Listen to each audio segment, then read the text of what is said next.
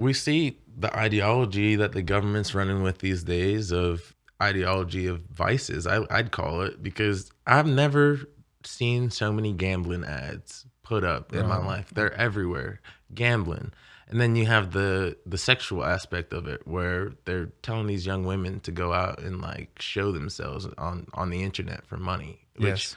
is morally just, it's wrong, but they're telling you it's not. It's more and more perverse, and Hmm. it gets us not only adapting to that sometimes, Hmm. even as Christians we start to just blend in with the world, Hmm. but also we become comfortable with it. I was just listening to Tony Evans today on the way Hmm. to the coffee shop that I was at prior to coming here, Hmm. and he was talking about that. So like, we need to be different. We have the Holy Spirit within us, and the Hmm. Holy Spirit cries out when we become like the world. Holy Exactly. Spirit wants to depart from us. That dove that's inside Hmm. of us wants to evade, because it's so like the world. It just wants to depart from us, so we got to make Hmm. sure that we're not bending to the culture, and when we're still leaning into No, we Christ. have to stand fast. I mean, what would have happened if the Christians that are getting persecuted by the Roman Empire, they started bending to the Roman will? And the state of the Roman Empire was not good at the time. There was debauchery in the streets and Yes. all these different things. It actually took Aurelian to come in a little bit after Christ, maybe 50 AD, 100 AD,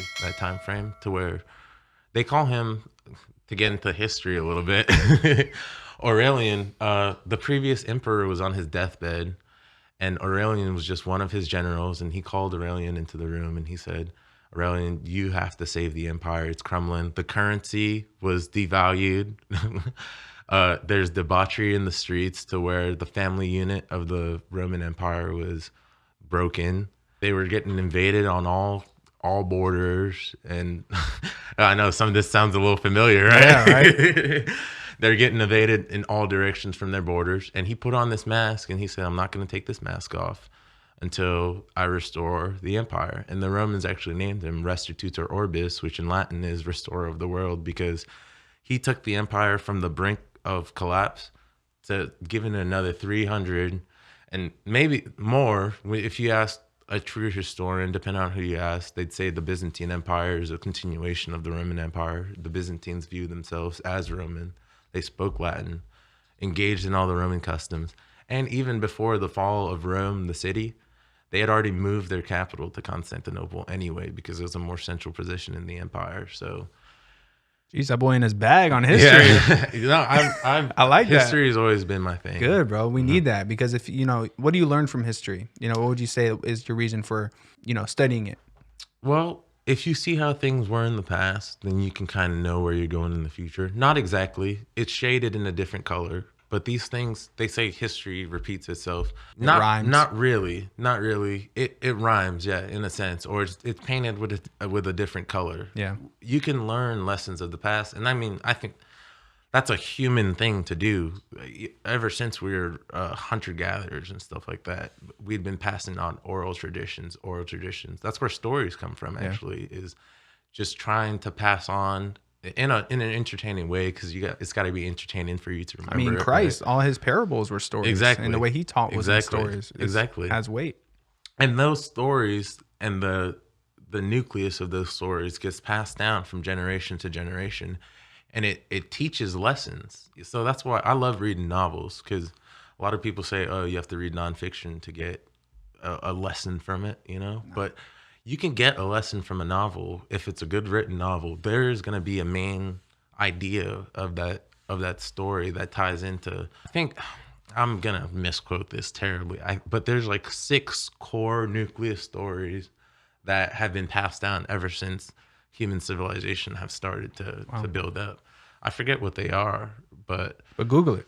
yeah, we can Google it real No, quick. I'm saying the listener Google it. But I wanted to ask you this, man, because we've had great convo so far. But I want to know, like, what gets Zach Vincent fired up about what's happening in this country right now?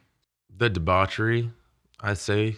Abortion is one of the big ones. I believe abortion shouldn't be a thing, but I'm also of the mentality that I don't want to push my certain beliefs on people. I do believe abortion's murder, but I'm willing to compromise on that, in the sense of, like, Texas makes abortion illegal, and Maryland has it legal. Okay, move to Maryland. We're a constitutional republic. That's fine by me on a law sense, but on a moral sense, I think it's morally reprehensible to do that. And a lot of the arguments I've been hearing are like post-term abortions or like full-term It's always like the abortion. 1% that the argument is built on. Yeah, and it's like ridiculous. That's a human life. I don't care. Like, even if you argue that's not a human life at conception, which I think it is, that is a human life. It's going to be, yeah. Well, no, they're talking about post-term. So it's like Yeah. the baby's born, I mean, and then yeah, the parents make a decision on whether they that's want just it sick. to be allowed or not. That's inhumane Yes, exactly. to the highest degree. Exactly. And then the violence that's going on in our streets. We talked about the Second Amendment. I highly recommend that everyone, like every lawful abiding citizen, has a weapon to protect themselves.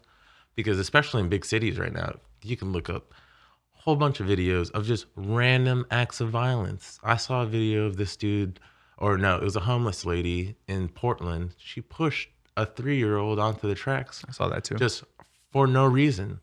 And when you see that, you see our society's sick. This is not how a good society runs, and it Right. can't run like this forever. Mm. So the moral destruction of the society is kind of a precursor to its destruction as a whole. And the fact that we're not pushing, like school shootings, for example, they didn't used to be a thing. It's not the weapon that's causing this. Guns have been around for a long time, and people haven't. So have gone- schools. Yeah, exactly.